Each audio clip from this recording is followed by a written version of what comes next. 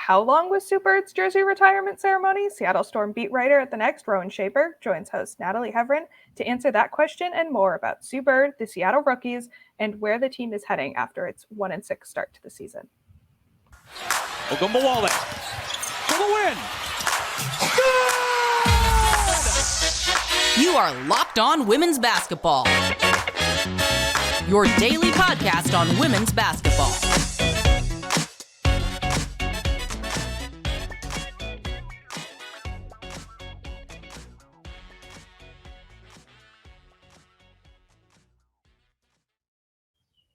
Hello and happy Tuesday. You are Locked On to Women's Basketball. I'm host Natalie Heavren, and I'm a features writer and the Atlantic 10 beat reporter for The Next.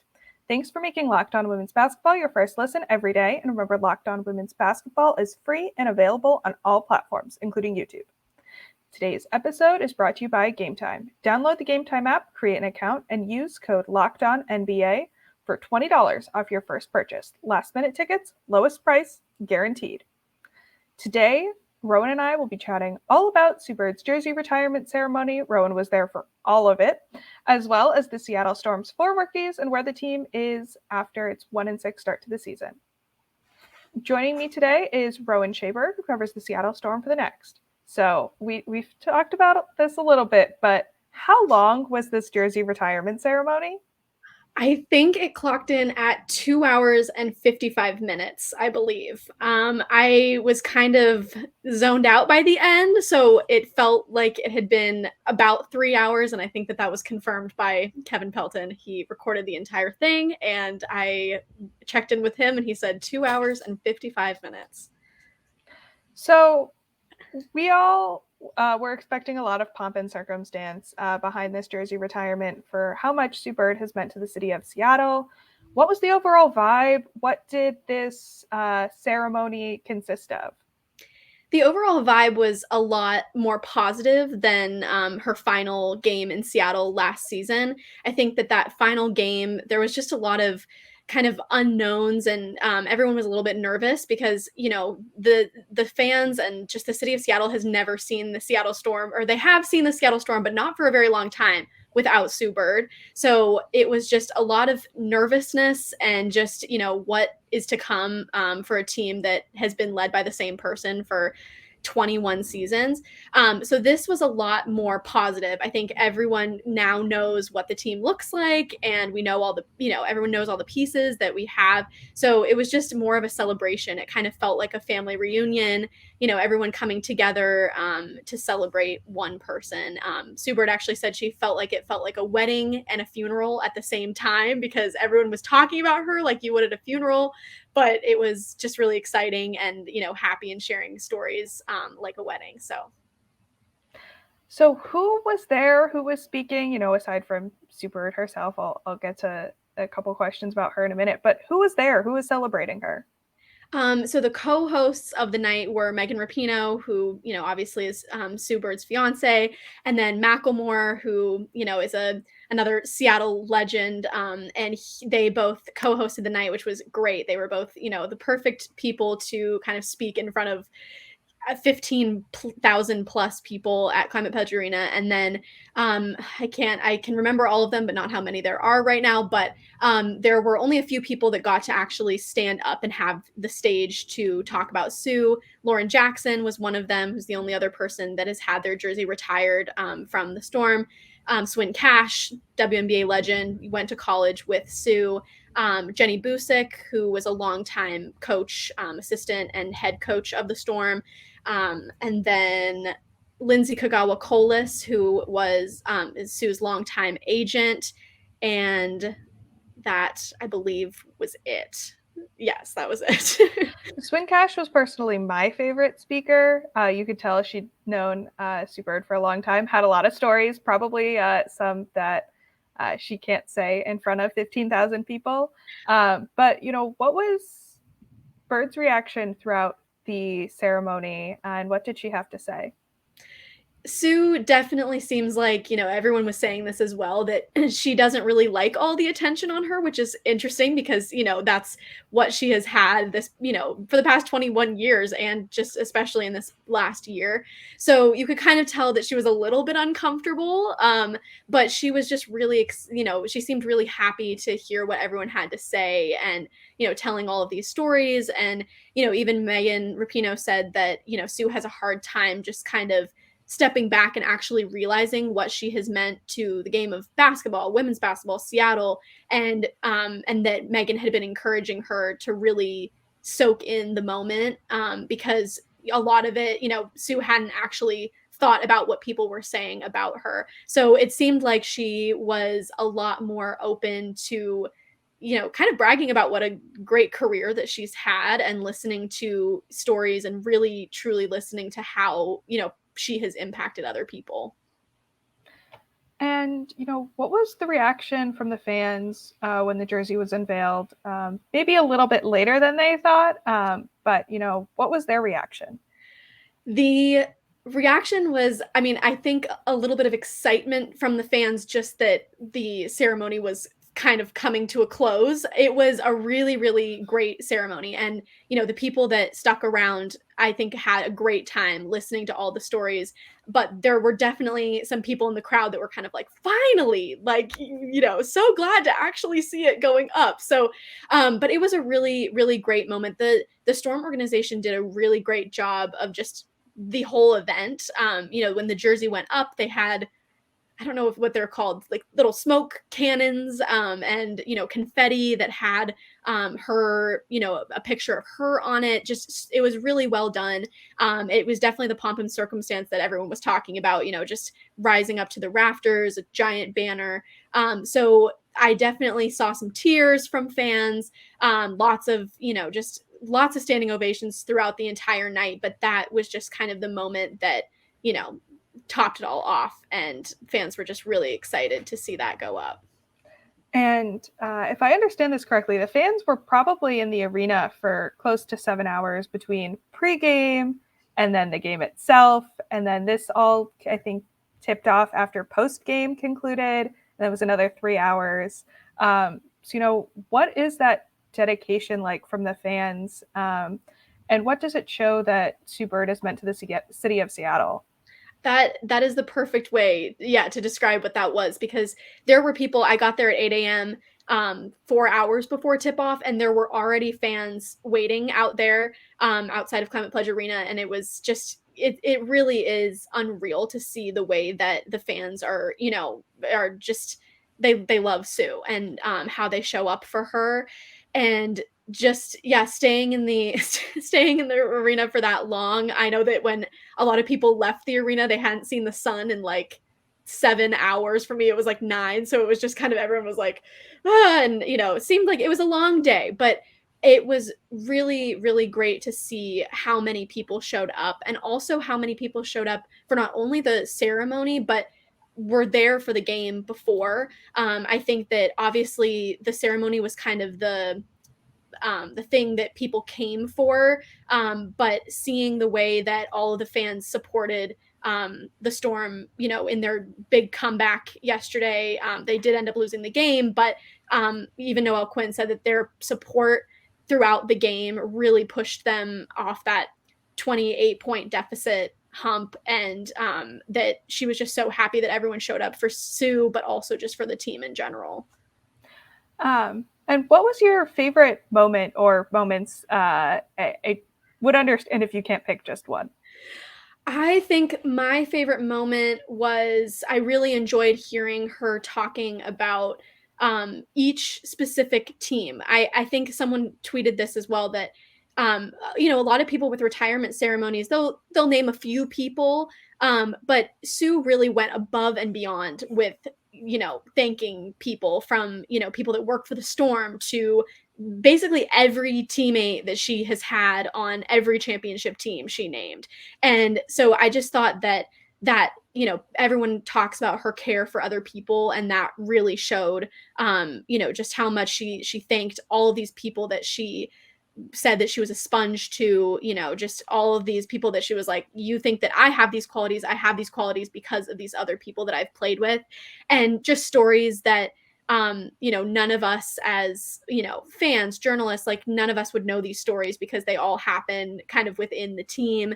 I really liked hearing all of her stories about her adjustments to Seattle. I think my favorite part was she was talking about when she found out that the Seattle Storm won the first draft lottery. I didn't actually know that year that they won the draft lottery was the first ever draft lottery in WNBA history. And so she was at a UConn, I think she was at weights or a warm up or a practice, and someone came and they're like, Seattle won the draft lottery. And she was like, oh, dang it. Like, where is that? I don't even, like she really didn't want Seattle to win the draft lottery.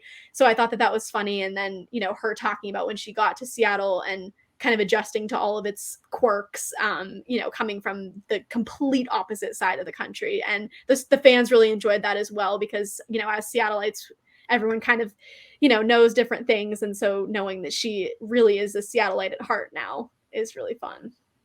And last question on this topic, can you see a 3-hour jersey retirement? I think it's kind of the first of its kind. Is this something that you think we'll see for another WNBA player? I would hope so. I think that it was really special that, the Storm kind of gave her the floor to do that. I think that it was smart that it was, after the game. I know that sometimes they're at halftime, but it really felt like Sue had the time to say everything that she wanted to say. We had a media press conference after the ceremony, and she was like, I don't know what else to say at this point. Like, I've said everything that I need to say. And it just seemed really therapeutic for her as she's moving into this next chapter to kind of get everything, maybe not off her chest, but just to thank everyone that has helped her through this really long career. I saw someone else say, 3 hours of a speech is probably about the same amount as 21 years of a career. And I think for someone that has had a career as long as her, that 3 hours was, it perfectly encapsulated everything. So I would really love to see more of that. I'm not sure how long Sylvia Fowles' ceremony was yesterday, but I would love to see that kind of, teams honoring to give, the person having their jersey retired as much time as they want to just kind of say everything that they need to say and thank everyone that they need to thank. Awesome. Well, coming up next, we'll get into how the 4 Storm rookies are adjusting to the WNBA. Today's episode is brought to you by eBay Motors. For a championship team, it's all about making sure every player is a perfect fit. It's the same when it comes to your vehicle. Every part needs to fit just right. So the next time you need parts and accessories, head to eBay Motors. With eBay Guaranteed Fit, you can be sure every part you need fits right the first time around. Just add your ride to My Garage and look for the green check to know the part will fit or your money back. Because just like in sports, confidence is the name of the game when you shop on eBay Motors. And with over 122 million parts to choose from, you'll be back in the game in no time. After all, it's easy to bring home a win when the right parts are guaranteed. Get the right parts, the right fit, and the right prices on ebaymotors.com. Let's ride. eBay Guaranteed Fit only available to U.S. customers. Eligible items only. Exclusions apply. Thanks for making Locked On Women's Basketball your first listen every day. So, Rowan, you recently wrote about Seattle's 4 rookies, Jordan Horston, Jade Melbourne, Dulcie Fonkan Mengiadu, and Ivana Dojkic. So, overall, how has their adjustment been to the WNBA? It's rare to see 4 rookies. They all have kind of talked about how having 4 of them helps them all adjust better because they can all adjust together. But so far, I mean, we're 7 games into the season, and their roles have all kind of changed a little bit already just in these first 7 games. In talking to the 4 of them, it seems like the general consensus is that the mental adjustment has been harder than the actual in-game adjustment. 2 of them, well, 3 of them, I guess, Dulcie, Ivana, and Jade, are all international. And then, they're all kind of different ages and different experience levels. Ivana and Jade have already played professional basketball before. So they're all kind of at different points of their, rookie career, or, they're all rookies, but they're all at different points of their careers. And so just all of them kind of have different mental adjustments that they have to make, either being in a new country or just being in a new city or, taking on a new role. So I think that I'm really adjusting to the physicality and just the play of the WNBA. But I do think that it took all of them a little bit, and it will still take them a little bit until the end of the season. Were you expecting them to contribute as much as they have this season? To be honest, I think that I think I did, just because when you look at the Storm's roster, I expected kind of what is going on, to try as many different people as possible. Like if you look at all 7 games, one person might have 15 minutes one game and then 0 minutes the next game. And that's just kind of the way that Noelle Quinn and her staff are trying to figure out which rotations are the best. So I expected them to, get some playing time to see how they fit into the system. But I do think that they are getting more minutes than I expected them to get at this point in the season. I think that they've actually adjusted pretty quickly to, being in a team that has a completely different identity, a new leader, a new, just system. So seeing them all be able to fit into that pretty well has surprised me. And you touched on this a little bit, but what has their learning curve been like? Coming from so many different backgrounds, but all landing in the same spot and all getting some playing time early this season. Yeah, I think that they all have had, it seems like they've all had different learning curves. For some, for Jordan Horston, for example, I think it was kind of a confidence learning curve, and just realizing, going from being a star at Tennessee to now kind of trying to start over in this new league. I think that that confidence piece was a little bit difficult for her. And then, with Ivana and Jade, I think just them finding where they fit into this roster as, Noelle Quinn is looking for a new point guard, and just all of them have had their individual learning curves that I think they're slowly overcoming, but they're still definitely not fully over them yet. And, talking about the rookies a little more specifically, Horston has scored in double figures the last 3 games. How has she surprised you this season, and maybe surprised fans? Yeah, I think at the beginning, a lot of the times, when there's a first round draft pick, people just expect them to come in and do really well. And I think that if you look, even at the number 1 picks in the past, that usually doesn't happen. And I think that people were expecting her to kind of do more offensively, kind of beginning the season, but that didn't happen. And I think that's okay. I can completely see just a huge boost in confidence since the first 2 games to now. The first, few games, the Storm played Las Vegas, they played New York in there, and she had some really difficult defensive assignments, and she wasn't really connecting offensively. It just, I think that defense kind of discouraged her a little bit. So offensively, she didn't do as well. But just in the past few games, I've seen her, facing up and shooting so much more confidently when she wouldn't even really want to shoot, towards the basket before. She just was, trying to kind of get a layup in, but now she's, pulling up. She's, shooting incredibly confidently, rebounding confidently. And I think that has been the game changer for her in these last 3 games, and the game changer for the Storm. I think, you can see little strides being made, and I think she's a huge reason for that. And that confidence is just going to keep growing if she keeps playing the way that she is. And overall, you touched on this a little bit in your story that came out early this month, but how do you think the rookies will be able to continue to grow and develop throughout the season? I think that they will all just, like I said, keep going the way that they are going. I think that everyone is showing really great progress. Jade Melbourne looks like she might be in the running for starting point guard. She's been having a lot more minutes than Yvonne Turner, who's the current starting point guard.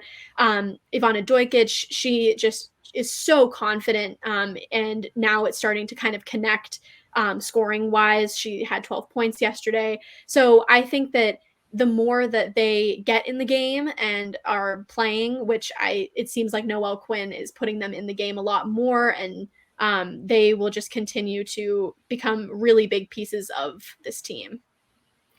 Coming up next, we'll discuss where the Storm are going after the team's 1-6 start to the season. Today's episode is brought to you by FanDuel. Make a fast break to FanDuel during the NBA playoffs, because right now, new customers can get a no-sweat first bet up to $2,500. That's $2,500 back in bonus bets if your first bet doesn't win. FanDuel not only has great promotions every single day, but they also have a safe and secure app that allows you to get paid instantly. I love how easy it is to use the FanDuel app. You can place a bet in just seconds, and with only a couple of clicks, it doesn't get any easier than that. There's no better place to bet all the playoff action than America's #1 sportsbook. And now that the WNBA season is in full swing, you can bet on that as well. Visit FanDuel.com/lockedon and get a no-sweat first bet up to $2,500. That's FanDuel.com/lockedon. FanDuel, official sports betting partner of the NBA.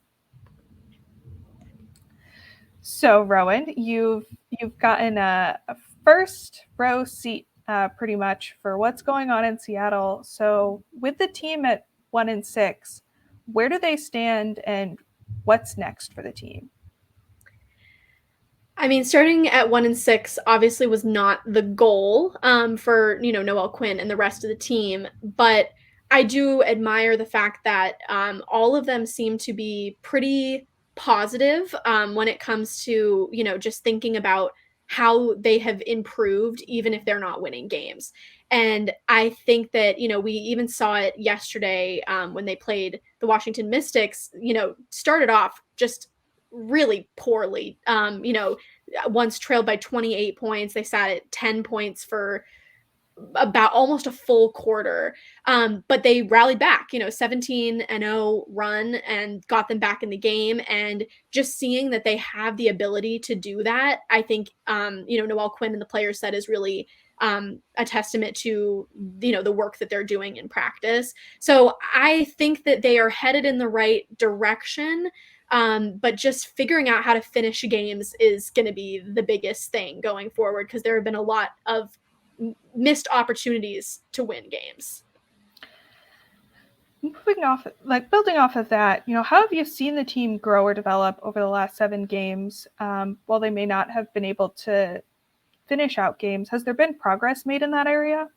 I think so. I think that now it feels like all of them are starting to get a feel for how to play with each other. And also, Noelle Quinn is starting to get a feel for what are the best rotations and who plays together the best. But she's definitely still trying out some lineups. Even last night I saw some people on the court at the same time that I'm not sure if I had seen together before. So, and really, any given night, you don't really know who is going to play and who's going to get a lot of minutes.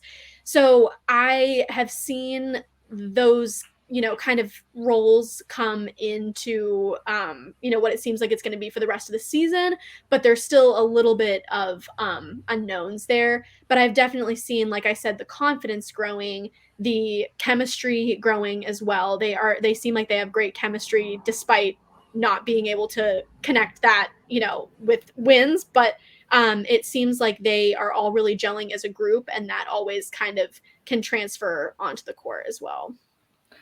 And what do you think are the next steps for the team, or what do you see happening in the next month or so?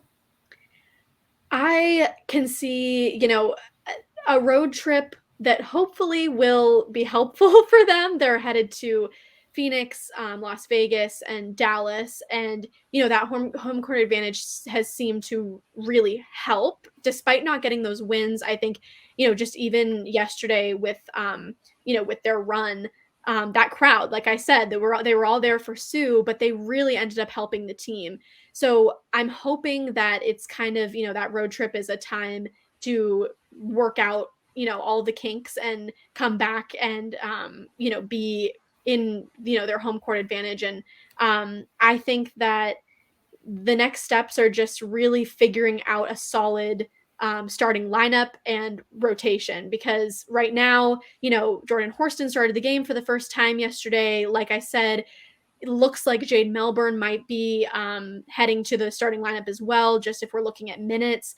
So just really getting that set in, I think, will be key for everyone understanding exactly what their roles are. And then they can move on to just really focusing on those roles. And what stories are you working on right now? I am currently working on a story about Jewell Loyd, who's leading the entire league in average points per game, kind of head and shoulders above everyone. She's, averaging 28 points right now. And the next person below her, ironically, is Breanna Stewart. And she is averaging 23.7, I believe. So yesterday, Jewell didn't have as good of a game as she has. She only had 16 points, but that still is keeping her up at the top. So I still have some time to get that story out when she is still averaging the most in the league. So she's looked really great this season, and I'm excited to see how long she can kind of keep that. Yeah, I think every player is okay if they have 16 points. Yeah. Thank you for joining me today, Rowan. Where can the people find you and your work? I am just what's below me at Rowan Schaberg on Twitter and Instagram. Awesome. Thanks for making Locked On Women's Basketball your first listen every day. Everydayers, make sure to tune in tomorrow.